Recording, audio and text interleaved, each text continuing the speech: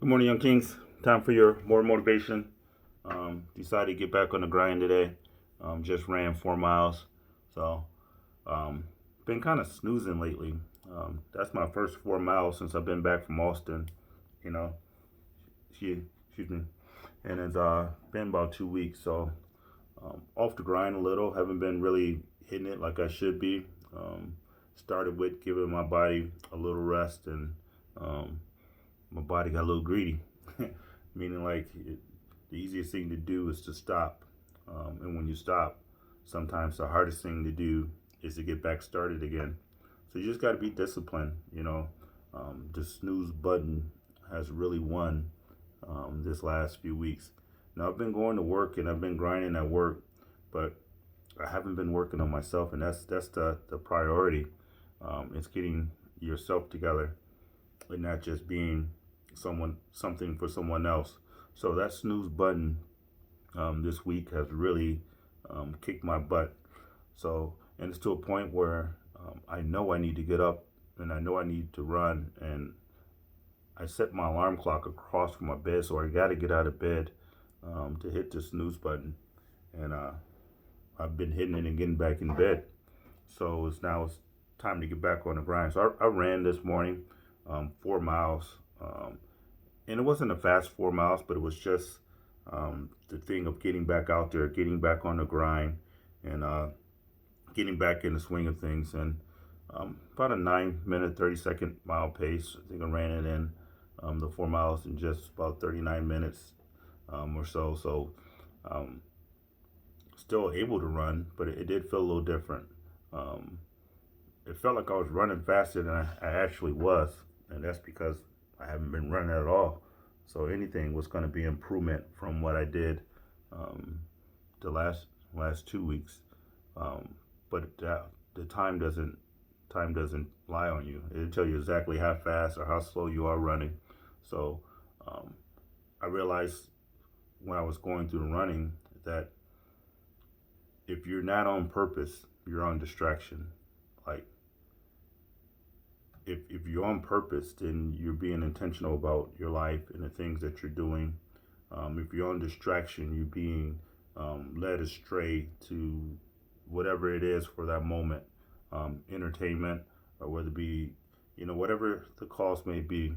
But there's no middle ground behind it. It's like either you're on task and on purpose, or you're on distraction. And I realized like this last 2 weeks have been distraction. It hasn't been productive. And the thing about it is like distraction is fun. Um, it can really get you off course so far that you know you you just forget where you were going to begin with. You know, so the thing about this is like it's an intentional journey to get better. It doesn't happen by accident. It doesn't happen by chance. You don't stumble upon this. It's something that you got to be intentional about doing. Um, I'm gonna share a story with you, and I know in one of my earlier videos a few months back, I probably shared this story with you um, about one of my friends. Will, great guy. He's a little older than us, and he was graduated like 2 or 3 years before, well, maybe about 2 years before us. And I remember one summer, he was away at college at Howard, and he came back for the summer to visit, and we partied all summer long. It was just an amazing time. Um, Will, James, Levin, we all just kind of partied, and it was at a stage in my life where I think I was 17, I had already been put out the house. So I was staying down on a college campus. My roommate, I was working at this company called Midwest Publishing, and the guy who was working there was looking for a roommate. So I ended up being his roommate, and I'm in high school, and and he's in college. He's like a freshman or sophomore at Michigan State. So he was looking for a roommate, and I said, "Hey, I need a place to stay." So I ended up being his roommate, and so we're down in the college atmosphere, and um, it was a hangout spot for a while. So Will came back for the summer, and we just partied all summer and just kept going and kept going. And then at the end of the summer, my friend James asked Will. He said, "Man, we had a great time." man, you should transfer back to Michigan State and we can just do this every weekend. And obviously, it was too late to do that transfer process. He said, man, I don't know. But just after a few conversations about it, Will had a change of mind about going back to school. And he did. He transferred. I mean, he dropped out of Howard and he came back here. And he said that he was going to sit out of school for a semester. And this is in, man, 93, 93. To my knowledge, Will has not enrolled back in school yet. I mean, he's still a successful man. He still goes about and doing his business, but he started on task and on purpose of pursuing his degree. And through some distractions, and we partied, we drank, and did all that stuff on the college campus. People think when we're college, I mean, actually, Will was a college student, but the rest of us, we're high school kids. And got a little distracted and got so far off course that the idea of going back to school to finish um, is probably a distant memory to him, or not even in his mind. Well, I think it does come back because you don't escape that long. When you're distracted, it's enough to get you off course, but it's not enough to eradicate your memory of what you were supposed to be doing. So I think there's an element of him that still probably go through that process. So you got to be mindful because it could happen just like that.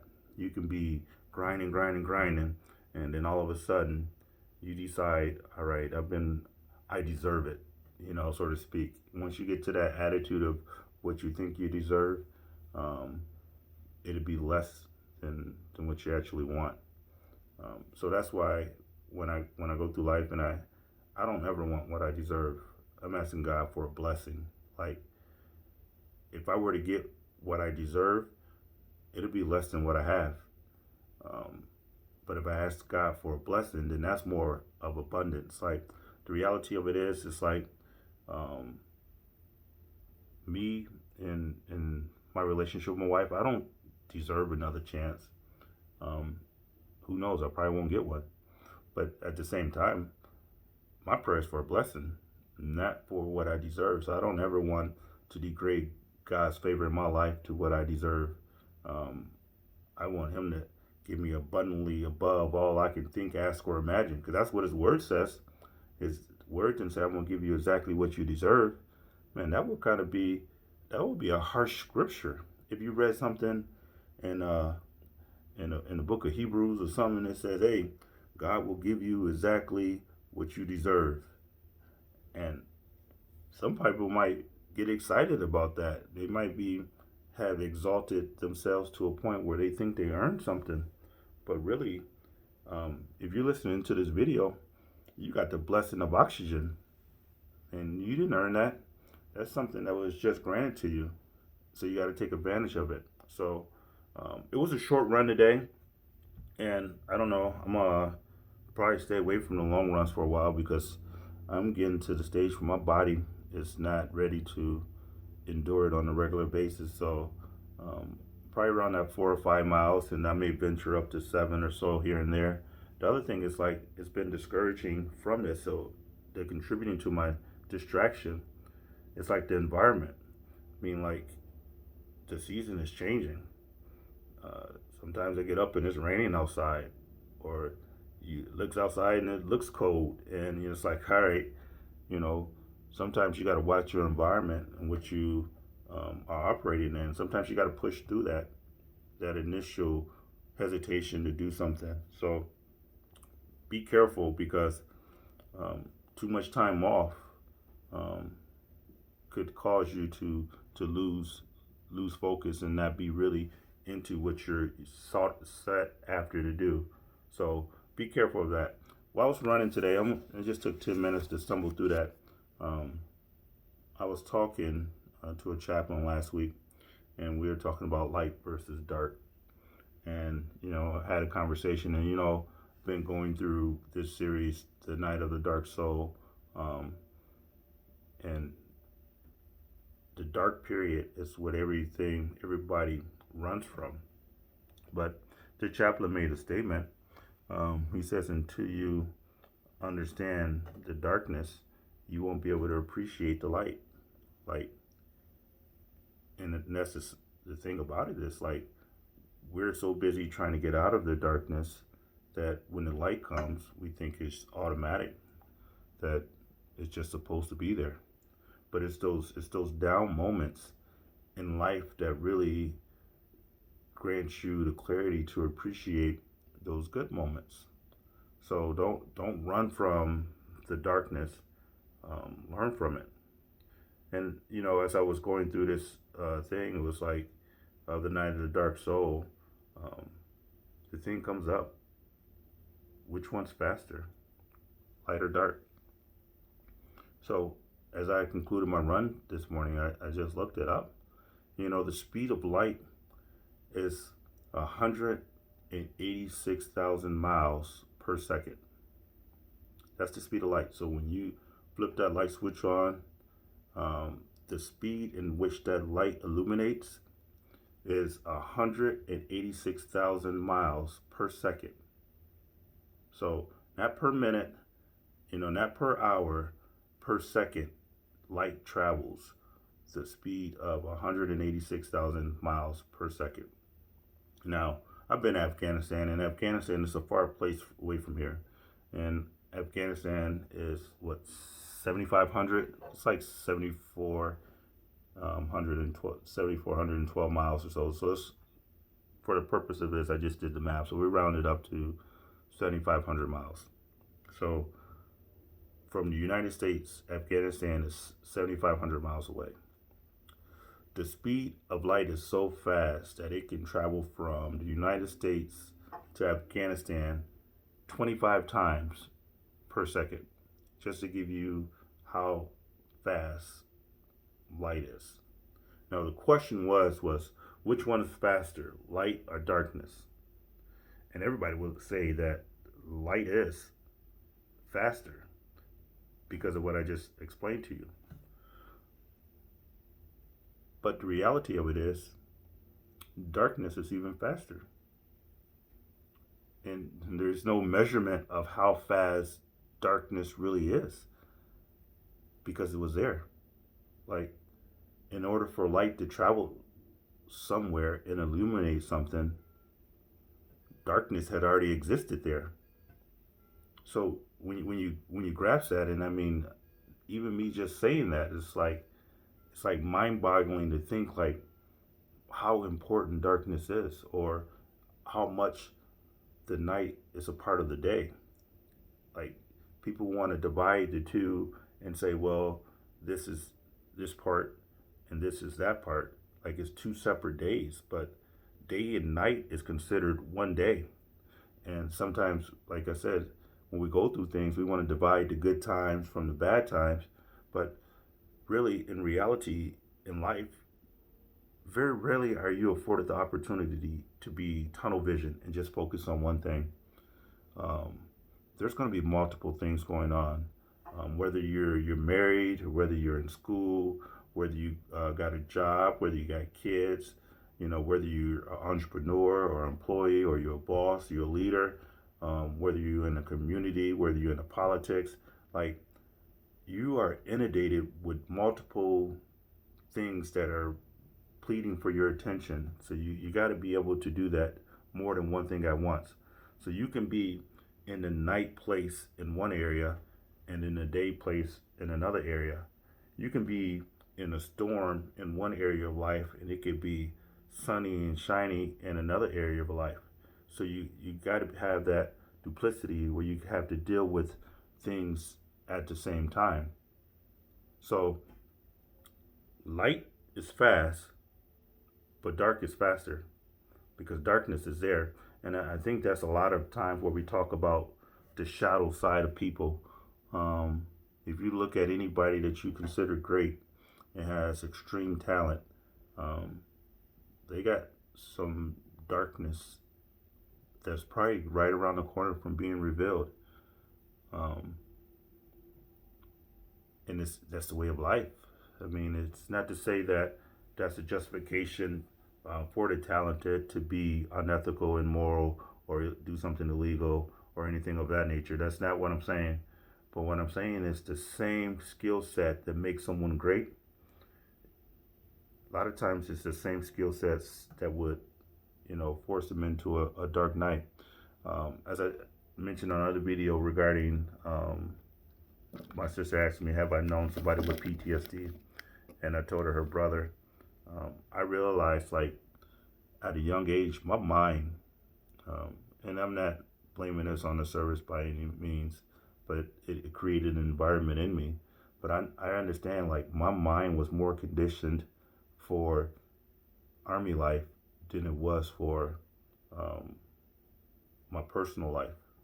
Meaning, like, just, suck it up and drive on, it was a different Army in the 90s. I know those who were Vietnam vets and prior to when I joined um, would say that I joined in a different Army. But in the 90s, it was still, it's different than what it is in 2020. Um, but it was a element of you don't show emotions. And I told you a story, like, when I first got to basic training, um, got the Red Cross message that my little brother had died, and went through that depression and withdrawal and everything.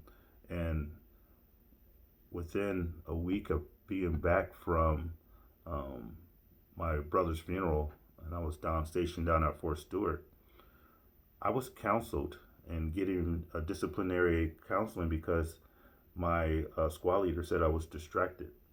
And during this counseling period, he told me, he's like, look, your little brother died. You didn't. I need you to get back to work, get back to what you're supposed to be doing. And for me, as a um, young 20-year-old, I thought the dude was an asshole, and me as a 45-year-old still think he's an asshole. But the reality of it is, it's like I had to start suppressing feelings early. Like, in order to get through things, I had to start suppressing things so I can act like I was functioning at work and then deal with my issues on my own time. So there's a period of time that after work, I would go and do my job. Back then we had the leather boots and have shiny boots and uniform pressed and stuff of that nature. So I wasn't like having visual signs that I was hurting. But there were many times, like, I went back to my place afterwards and I would just lay on that couch and I would just cry, just wondering, like, what was going on in life, like, what is the true meaning of it, and this and that. And at the time, I'm there alone. Like, my wife was back in Michigan, so I'm navigating through this alone. And so there would be times I just go there and just sit and cry and then go to sleep, go to work, and just kind of go through that process. So I learned to repress feelings early. So I realized, like, in my life, it's like I never really dealt with things head on. So, and I understand why people don't, because when you come out on videos or anything, you come out in a conversation um, and you tell people this, like, they look at you as they throw you less of a man. And you give them enough time, they're going to turn around and use some of those things that you told them against you. Um, so it's not, sometimes it's not safe to do that. But true strength is doing it anyways. Like, tell a few friends, you only got one heart, you know. Um, and if you close it off, yes, you probably won't let hurt get in. It's got a force field around it. But guess what else can't get in? Love can't get in. Acceptance can't get in. So you only got one heart. You're either gonna close it or you're gonna open it. If you open it, and it's the process of which I'm trying to do, develop my soft skills, man, it's open to receive love, but that same open vessel that can receive love, hurt, harm, and danger can flow in there too. So what do? Do you be closed off and just not really truly uh, value or appreciate the opportunities in this world? Or do you open up and have exposure to things that potentially could hurt you or things that could potentially enhance you? So that's a choice each of us have to make. But the reality of it is, it's like you can't divide them. You can't open it up and say I only want day activities here, because part of that day, that today is going to be a day and there's going to be a night.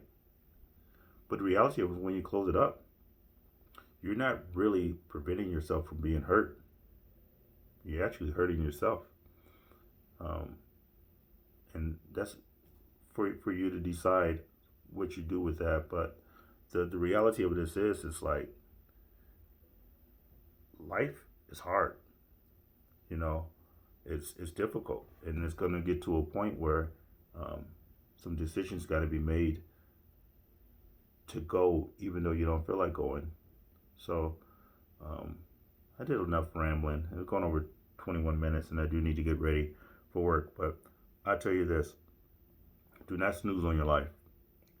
You know, I'm not saying that you can't take a break, because there's times where you do need to have rest, but you need to regulate that rest so it doesn't become a lifestyle of procrastination, a lifestyle of being dormant or stagnant.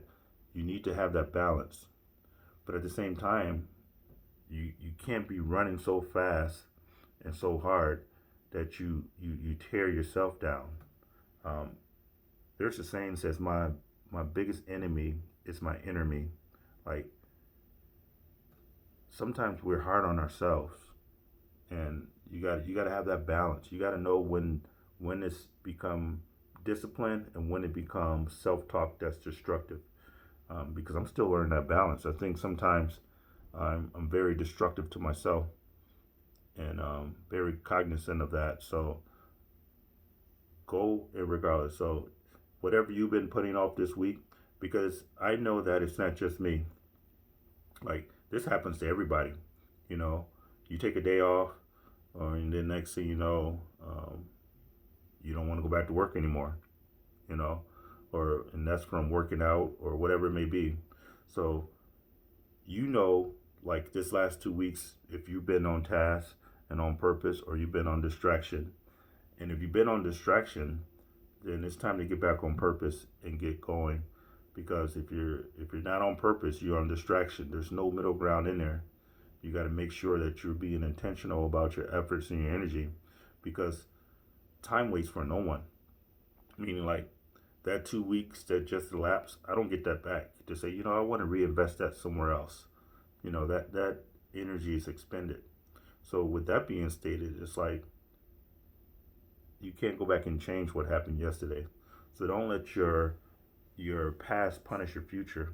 Use your present time to invest in your future. It's like, what your future will be determined by what you do today. And your today is renewed every day God wakes you up. So if you be intentional today, your tomorrow will be better than today. But if you're on distraction today, your tomorrow will be the same or worse than yesterday.